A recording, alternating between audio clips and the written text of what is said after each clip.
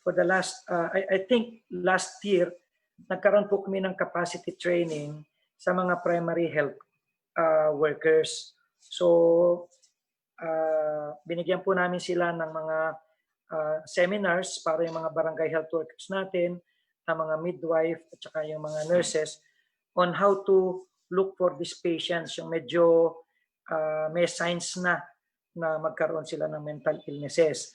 And sa Dolores Quezon naman, maganda rin po yung ginawa nila sapagkat during this pandemic, nagkaroon po sila ng mga online fiesta, mga online games, pasayahan po ang ginawa nila. Nagkaroon sila ng mga TikTok contest. So, maganda pong program ito na para ang mga tao ma-divert natin ang kanilang attention from the fears coming from this pandemic. And sa Malabo naman po, they have this hotline for mga health illnesses. So maganda pong i-adapt ito sa ating mga LGUs. Pwedeng spiritual, pwedeng social, and even financial needs. Pwede po silang makahingi po doon. On the third question, resources that you have to, that in order to address these problems, sa LGUs po namin, siyempre sa rural kami po limited ang funds. So we just make use of God funds, health funds, and we can even tap NGOs or private sectors para ma-empower din sila na maka-join. And pagdating po sa number 4, what new solutions or interventions do you plan? Ang mga suggestion po namin is in our town, I have an almost daily program in our radio. So natatakel po natin dyan yung psychological aspect nila, yung kanila pong spiritual, and also yung mga health problems nila na address ko po sapagkat sila po mismo tumatawag, nagte-text doon sa aking radio program. And dito, magandang i-institute po natin yung hotline. It should be 24 hours. And gusto ko pong gayahin, itong sa Dolores Quezon, meron silang mga online games and competitions and even online fiesta.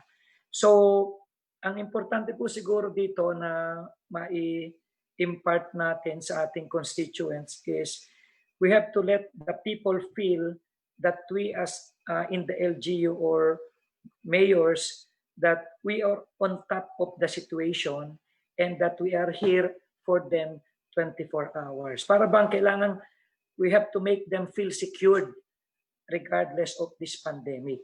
So that's all po, and I hope everyone can learn from us. Thank you, Mayor Docton, and to the Group 1. Now, on to the second group. Ang representative po nila ay si Mayor Doc Hermie. Mayor Hermie. Okay, so good afternoon po ulit. Our group is comprised of Vigan City, Mayor Carlo Medina, and from Odjongan, Romblon, Mayor Trina, and myself from the Municipality of San Gabriel, La Union po. Parang gawa po ni Mayor kanina, summary rin po lang lahat. I hope miss doon sa mga sinabi ng mga members ng group namin.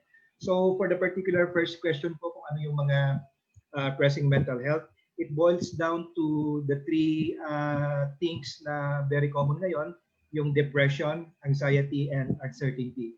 Depression po dahil yung mga iba hindi pa talaga naka-cope up or beginning to understand pa kung bakit ganito yung buhay-buhay nila ngayon. So nandun po yung depression. Anxiety both for the marami pong sector ito, not only for the family per se, pero mga estudyante dahil sa mga online learning and mga access po for the different modules ng mga pag-aaral ngayon. And of course, affected po yung mga parents dito who are medyo nagugulahan at saka nahihirapan din dito sa case ng mga online learning po ngayon. And that's true also with the principals and the teachers natin. And uncertainty, dahil nga po with all the news coming in, even from supposedly reliable sources na sinasabi nila na the vaccine would not be available until about the middle of next year, 2021, So nandun rin po yung parang agam-agam na bumalik po with the best effort po, alam ko po, with the best effort of our fellow mayors na gusto na rin ibalik, bangunin unti-unti yung ekonomiya at livelihood ng mga bayan-bayan natin. Nandun pa rin po yung mga takot ng ating mga constituents to accept people, especially kung may mga tourist spots sa mga area natin. Okay, so ano yung mga interventions at present? Napakaganda po ang sharing ni Mayor Trina sa Odjongan. Mayroon na po silang mga programs for mental health, particularly may mga seminars for mga principals and parents na inaasikaso po nila yung ina-address po nila yung mga cases ng mga mental issues ngayon. Although sabi ni Dr. Turang po kanina, yung talagang severe cases na needing specialized care is kukunti lang po yan. Pero at their level po sa Odjongan, nakapag-umpisa na po sila, and the good thing here is partner po nila ang UPPGH dun sa mga mental health programs po nila. So that's very commendable po. Gusto ko rin po sana makipag-partner sa ating mga academy eventually. And one thing po na nakita ko po sa Odjongan, mayroon na pong institutionalization ng mga policies nila. They had an ordinance pertaining to the mental health ng municipality, and they had already established yung mental health council po nila sa bayan nila na talagang nagtatrabaho po for this particular issues ng kanilang community. And for their resources po, may mga available funds na po silang inalat po, particularly sa mga for mental health medicines po nila. And they plan to strengthen all mga programs nila through until the following years po, and particularly this month na i-address itong issues ng mga mental health. Sa Bigan naman po, ganun din po yon.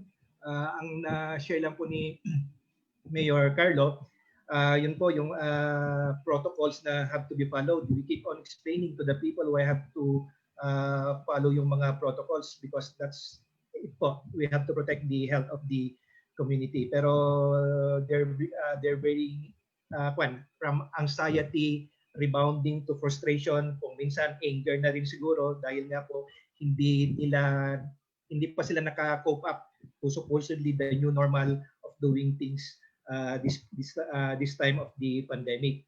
And may problems din po sila sa mga internet issues, gaya po namin, which is a mountain municipality na we don't have hindi maganda po yung connectivity namin, particularly po to address the education sector, ng mga online learning. Sa naman sa mental health ng Bigan, may mga interventions na po silang ginagawa, gaya ng mga weekly na pagpunta po ng isang heart psychiatrist doon sa LGU nila, and the yung human resource office nila sa munisipyo, ang particularly po with the coordination po ng City Health Office nila, ang nag-address po ng mga mental health issues ng kanilang mga employees. Likewise po, they are very strong in the advocacy. May mga lectures po for the students and teachers. May adolescent health clinic po sila. Gaya rin po dito sa San Gabriel, we have that na ginagawa po. And of course, yung mga funding po nila, tuloy-tuloy po yun na ina-access nila. Iba-iba na po yung pinagkukuhanan. Actually, pwede pong kumuha ng tama po yun, yung sagad. May particular pong mga cases po ng mental programs na pwede pong ma-shoot dun sa allowable na menu for the GAD expenses po natin. And what are the resources available po? Particularly po dun sa akin po sa San Gabriel, yung sabi pa mo ni Dr. Tronco kanina na ang mental issue pa rin, yung anxiety ng pasyente na paano na next year. So ganun. So for my particular case po sa municipality namin, I appropriated a certain amount po from the budget for next year for the vaccines. Of course, we hope sana mayroong vaccines na yon. Hindi ko mababaksinan yung buong community, but again, parang yung prioritization po kung sino yung mga immediately na dapat bigyan. We're talking of the frontliners po dito, at least yung group man lang yon ng talagang nagtatrabaho for the health of the community, mawala po rin yung fear nila of facing the still unknown disease. So, and of course, alam po natin na may bayanihan po, nandun po yung menu na meron po mga pwedeng kung saan gamitin po yung mga funding for the bayanihan po. That includes mga programs po and projects na related po sa mental health, pwede po yan. Okay? So, yun lang po ang kaya namin may share for now. Thank you. Thank you. Thank you, Mayor Hermie, and thank you din po sa Group 2.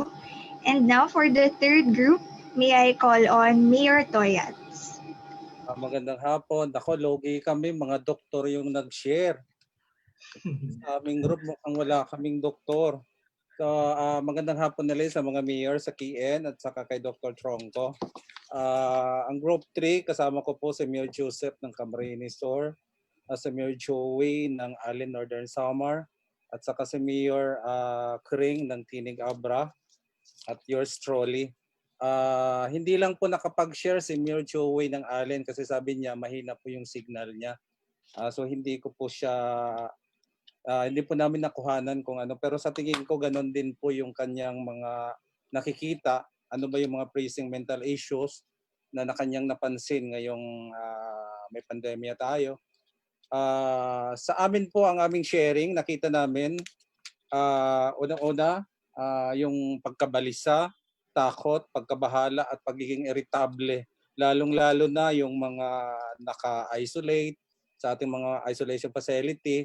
Kay Mayor Coring naman sa Tinig Abra, talagang hindi sila makaalis, lalong-lalo na yung kasi nag-lockdown din sila. Pero COVID free sila ang Tinig Abra. Hindi lang sila makapunta sa bayan kasi parang nag-lockdown nga.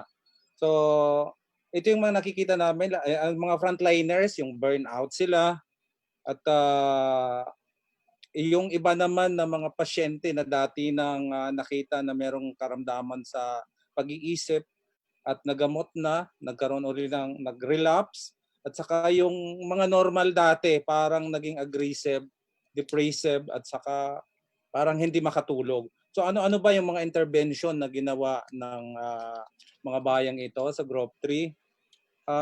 Kay Mayor Joseph ng Camarines, meron silang ordinansa na ginawa na talagang nagpupundo sila para sa mental health. Ganon din sa amin, meron kami mga pundo. Ano-ano bang ginagagamitan nitong mga pundo?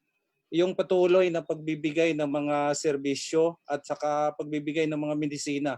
Kasi ang unang nakikita natin na apektado ng mga mental health ay talagang yung mga kapos. Hindi sila makabili ng gamot, hindi sila magkaroon ng mga maintenance, hindi madala sa ospital. So ito yung tinutukan ng mga bayan na kasama ko, yung pagbibigay ng mga kaukulang serbisyo katulad ng pagbibigay ng mga transport vehicle para ma-refer sa mga higher facilities, yung merong mga psychiatrists na binibigay, at saka sa mga frontliners naman na burnout, binibigyan ng flexibility ng kanilang trabaho. Binibigyan ng oportunidad na makarecover, makakonect sa kanyang pamilya. Kasi importante yung family. That's where we get our support. At available yung municipal social welfare para magbigay ng karampatang counseling kung kinakailangan. Itong mga COVID-19 positive naman, talagang tinitingnan na kung ano yung kanilang mga hinaing, agarang masagot, mga text, tawag. Meron tayong mga duty team na talagang nakatutok dito. Ano-ano ba yung mga resources na meron? Unang-una dyan, yung sinasabi natin may ordinansa na binibigyan ng pondo at yung meron tayong mga kausap na magbibigay ng mga tulong. Yung mga councils, yung katulad ng ano bang mga gamot na ibibigay natin sa kanila. So dapat prescribe ito. Kasi alam natin yung ating mga municipal health officer, hindi masyadong makabili yan ng mga gamot. Kasi pag bumili ka ng mga gamot tungkol sa mental health, ang daming tanong, yung PDEA po, puntahan ka. 'Di ba ganun tayo, ganun ang nakikita natin. Miski yung mga doktor, alam ko itong nag-present, si Mayor, yung Group 1, tapos si Mayor Hermes, talagang alam ko hindi kayo nakakabili ng mabilisang gamot para sa mental health kasi talagang tatanungin ka para saan yan. PDEA talaga yung ano yan. So isa yan na talagang meron tayong nakalagay na mga kaukulang gamot na binibigay ng psychiatrist. So unang-una, ano ba ang dapat nating ipakita kung talagang gusto natin na maiparating itong tulong sa ating taong bayan? Unang-una, sabi nga ng ibang grupo, ipakita na talagang yung mayor na andyan. Kasi siyempre tayo ang tinitingnan. Pagka nagtatago, o sabihin natin si mayor naka-isolate, minsan ganun ang gagawin. Ano? Hindi magiging available si mayor kasi naka-isolate. So ang gagawin niya ng mga mamayan, hindi na rin susunod. So isang magandang halimbawa, yung tayong mga mayors, alam ko lahat tayong naandito, ganun ang ginagawa. We make ourselves available, pinakikita natin yung ating mga sarili sa taong bayan dahil yun din lang ang magiging dahilan para sundin tayo kung ano yung mga dapat nating ipatupad ng mga ordinansa, mga pagbabawal, at saka pagpasunod kung ano yung mga dapat nating gawin para labanan itong COVID-19. So ito lang yung mga nakikita namin, ito yung mga na-share namin. At inuulit ko po, hindi nakapag-share si Mayor Joey. Siguro mas maganda yung bayan niya na makapag-share kasi tuwing may bagyo, bago makarating ng Bicol, sa kanya muna nagpapaalam kung pupunta ng Bicol. Yung dinadaanan talaga ng bagyo, talagang yung Northern Samar. So yun lang po. At sana nabigyan ko ng hustisya yung aming grupo. Kasi sabi ko nga mga doktor yung lalo na si Mio Docton. Nako, magandang hapon ulit sa ating lahat. Thank you very much po, Mayor Toyats and Group 3. Parehas din po dun sa Group 4, they've informed us na may connectivity issues kaya wala pong makakapag-share sa kanila on video. But sa mga mayors po namin na hindi makapag-on ng audio and video, you can always chat po dito sa chat box natin to share your insights. And once again, salamat po, Mayors. Ngayon naman po, we will call on our speaker, Dr. Anselmo Tronco, to share his final comments and insights on your sharing. Yeah, good afternoon. I took note to all the sharing of the first three groups. The common principle, and I think that has to be highlighted, that was earlier shared by Dr. Donna, is that you are a symbol from Labo, no, Camarines Norte, uh, when she reacted and she brought up a question. The symbol of the mayor putting control and order to the community is extremely important. And that was recurrently stated by Group 1, Group 2, and Group 3. I think that is a major viewpoint that makes your communities um, be not feel out of control, that someone is in charge. Number two, there is a range of problems, but the common theme are depression, anxiety, uncertainty, fear, burnout of frontliners, not only of healthcare workers, exacerbation of those identified as mentally ill, and the difficulty of students and parents and teachers in this new way of learning. That seems to be a common thread among the three groups. Now, in terms of what has been done so far, there are several models that I can glean. And one is the training of primary healthcare workers. I think I reiterated that, and to me, that is really my bid in my lecture. We need to strengthen the local community in terms of the frontliners, whether COVID or non-COVID.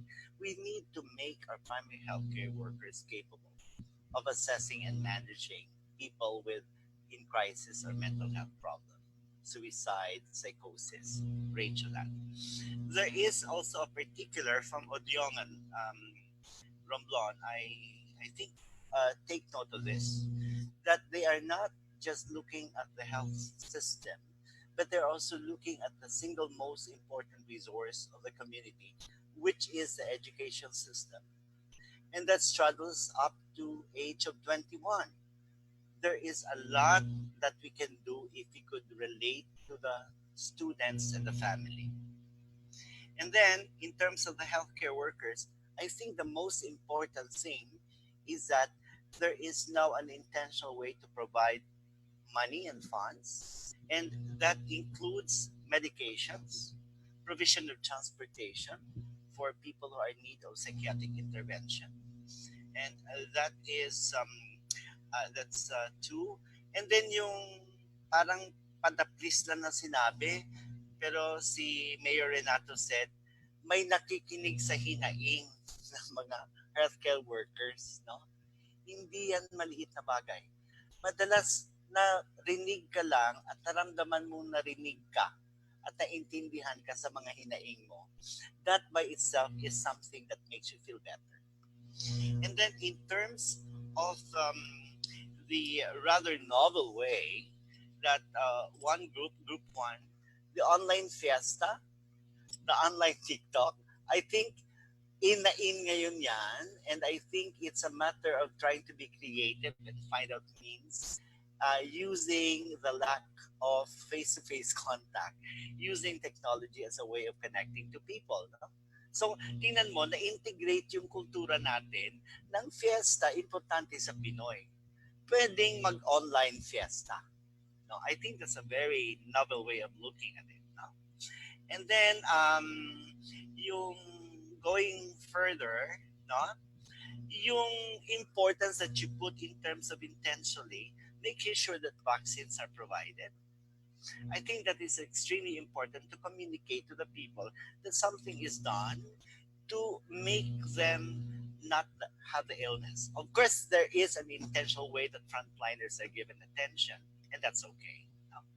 Yung isa pang novel thing that our doctor, Don was saying, that there is a radio program that's weekly. And I think that is something, ang kinalakihan ko kasi sa Iloilo in a small town, wala kaming TV.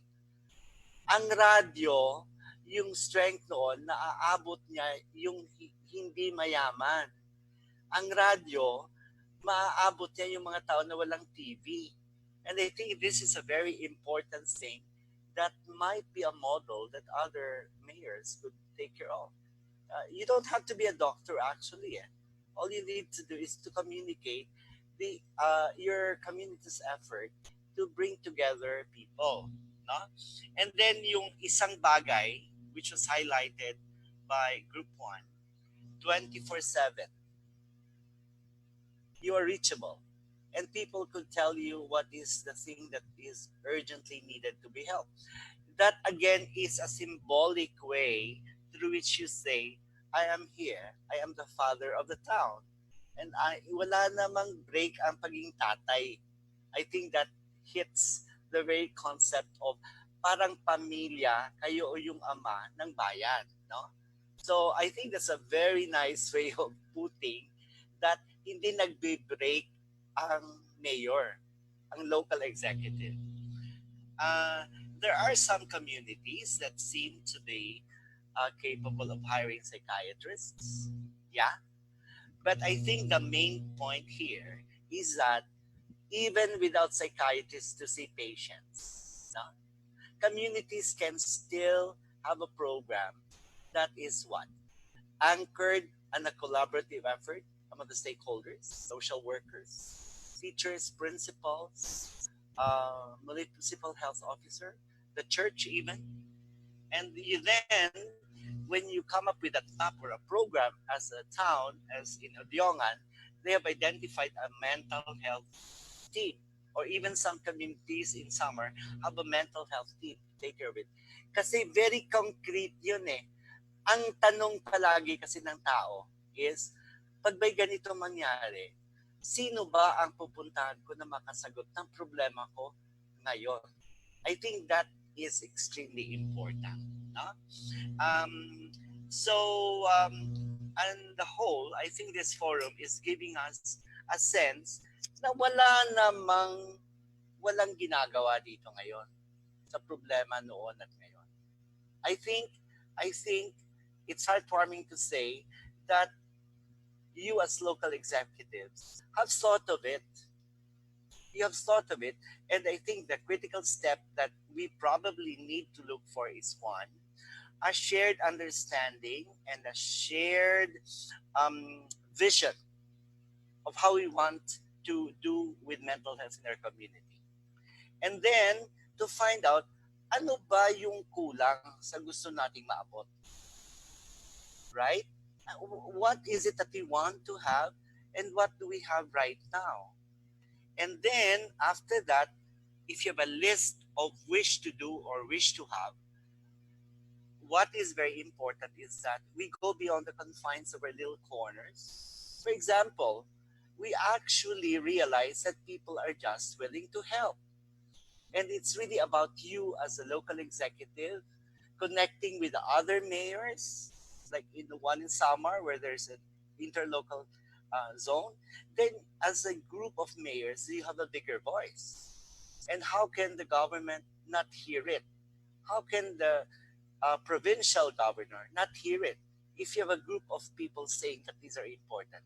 But I think the most important thing is in your heart of hearts, put it in your hearts that there is a need to make mental health an important concern, whether or not there is a pandemic. But I think the pandemic is highlighting that without mental health, there is no health. So thank you. Thank you very much, Dr. Anselmo Tronco, for your valuable insights and comments po sa ating mga mayors. I'm sure it will be very helpful for them as they craft and develop their programs and policies. And at this point, I would like to ask our mayors to turn on their video, kahit saglit lang po, so that we can have a photo op with Dr. Tronco.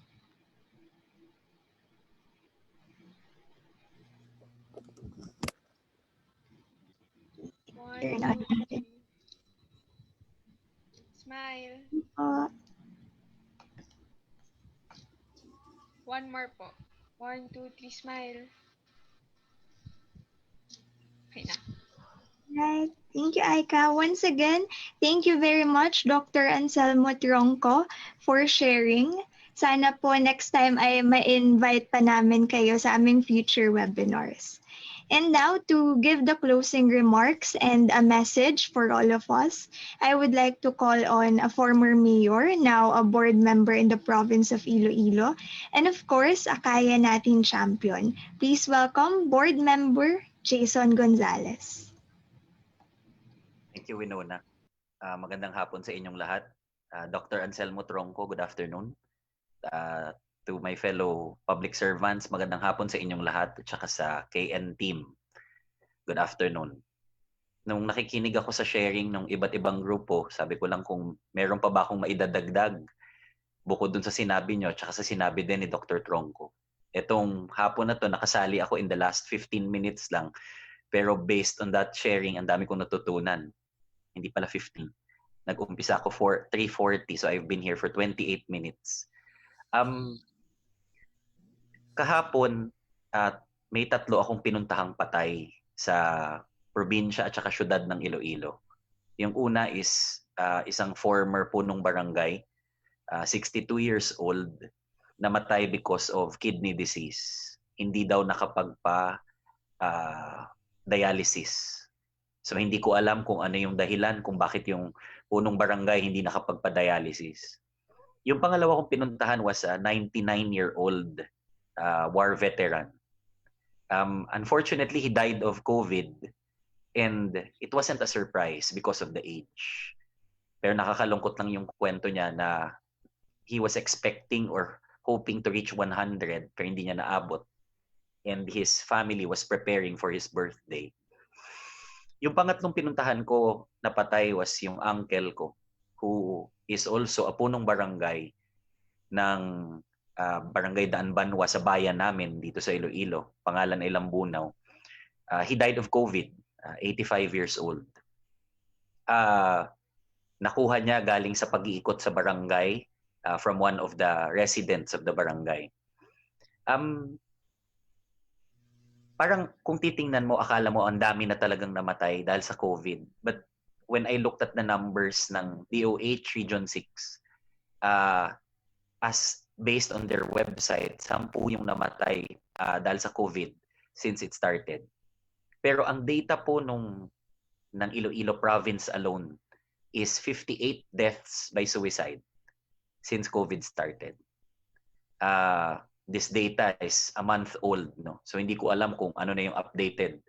Pero kung iisipin mo lang, 10 ang namatay sa COVID sa buong region, pero sa Iloilo province alone, 58 ang namatay sa suicide. And this is why I think this conversation about mental health is timely. Kasi lahat tayo are dealing with it. Not just our people, but we as public officials. And karaniwan po sa atin na mag-isip ng programa, ng polisiya na pwedeng gawin at gamitin para i-address ang challenges of mental health in our towns and cities. Pero nabanggit na din naman doon kanina sa mga discussions, and I'm sure earlier in the webinar, yun na nga yung expressions and manifestations ng mental health through anxiety, through worry ng ating mga tao.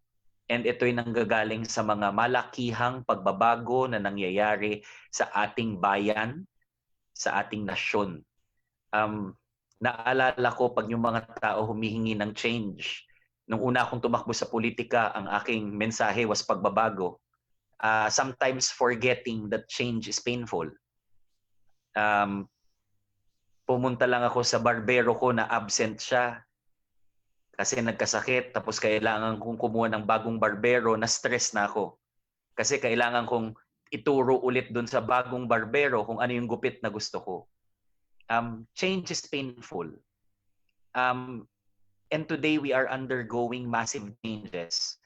Social, institutional, psychological, day-to-day changes sa buhay ng ating mga mamamayan. And nasabi kanina na napakahalaga ng role ninyo as mayors.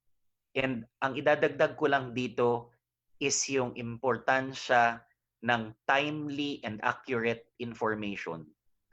Sa bayan po namin sa Lambunaw, ang primary source ng information ng mga tao galing sa LGU is through the Facebook page. It's not even the website. And so we make sure na sa bayan namin na yung updates, not just on COVID, but health and service delivery is real-time. And kung kinakailangan na ang mayor magbigay ng address, ginagawa niya. Yung bayan ng Lambunaw had the first COVID case and the first COVID death in the province of Iloilo. And when it happened, yung bahay kung saan nanggaling yung first infection, yung buong pamilya was infected. So overnight, ang na-report na cases, 5. And natakot yung buong bayan. Binato ng mga tao yung bubong ng bahay ng pamilya na infected. And nabalita to sa buong probinsya. And the mayor had to issue an address to talk to the perpetrators, yung mga nambato, at saka yung buong bayan. It was a message of reassurance. It was a reassurance na the LGU is on top of it, that all the necessary precautions and interventions are ready. And I think ito yung gusto ko lang i-stress ulit sa ating mga mayors, and we probably don't need telling. Pero isa po itong opportunity para sa atin na lumikha ng bagong relasyon sa ating mga constituents na nakikita nila tayo on a regular basis sa Facebook through our pages. I-share ko lang po sa inyo nung nakaraang linggo, yung province ng Iloilo through our governor implemented a massive reforestation program na ginawa at the barangay level, covering all the barangays in the 42 towns and one component city of the province of Iloilo. And sasabihin ko po sa inyo, based sa reports at saka sa mga videos ng mga sumali, the whole province participated. So makikita mo yung mga pictures ng mga tao outdoors nagtatanim na kumpleto sa masks, yung iba naka-face shield pa. Pero yung kwento nila was one of joy. Nagulat ako sa naging response ng tao dun sa massive tree planting that aimed to plant 1.5 million trees in that single weekend. Yung reaction ng tao is natuwa sila. Yung mga comments on Facebook were all positive. Ang basa ko dun sa naging sitwasyon is that it gave people a sense of normalcy. And the message that our governor tried to convey was that we will move forward together. Na hindi titigil ang buhay natin dahil sa COVID. And we need to discover these new ways of moving forward together. Kaya nung binahagi kanina ni Mayor Docton yung kwento dun sa group nila na merong online fiesta, natawa ko. Because I think this is a gesture of moving forward together. So isa-isa po to sa mga bagay na kailangan nating i-embody sa ating mga bayan, na maiparamdam natin sa mga mamamayan natin na we will get through this. So bukod pa po doon sa medical and policy and program interventions na ginagawa natin sa mga bayan-bayan natin, assuming that we are doing a good job at it, na yung RHQ handa. Bukod po doon, I will stress again something that has been said already in the past few minutes, is yung presensya ng mayor na nakikita as a reassuring leader sa bayan niya. This is an opportunity for us to build that, not just reputation, but to embody it. Na alam nila, alam namin na yung bayan namin alaga dahil yung mayor namin is ever present. And I want to add na nangyari po to sa bayan namin na minsan sa mga posts on Facebook, meron mga critical, may combative. And initially, yung comms team namin sa bayan, naging combative din. Minsan nakikipagsagutan. So yung ginawa namin, inupuan ng mabuti, tapos kinausap, tapos we came up with an approach. Ang isa po masasabi ko is kailangan lahat ng tanong at lahat ng concerns sasagutin po natin. Some of them we may think na politika lang yan, kaya naninira. Pero ang nakita ko, napakahalaga na sinasagot sila because that single thing, ang laki ng impact in terms of calming our people. Nakita ko din po ito sa Facebook page ni VP Lenny, na lahat ng humihingi ng tulong, whether maibigay yung tulong o hindi, sinasagot yung Facebook message, yung Facebook post, yung Facebook comment. Every single one of them sinasagot. And this is our way of making ourselves present to our people. Hindi lang kailangan yung 24/7 na physical presence, which is very difficult to do, especially ngayong panahon ng COVID.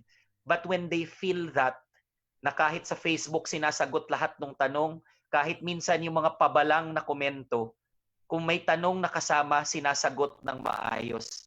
Napakahalagang bagay. And I want to end by saying, na nung nag-umpisa po akong mayor noong 2016, parte po nung aming education program was yung communication that we are going to take care of our teachers. Because when we take care of our teachers, they will take care of our children. And I think that applies today more than ever. Now let us take care of our frontliners. This has been said again and again, but it cannot be said enough. Because when we take care of our frontliners, they take care of our people.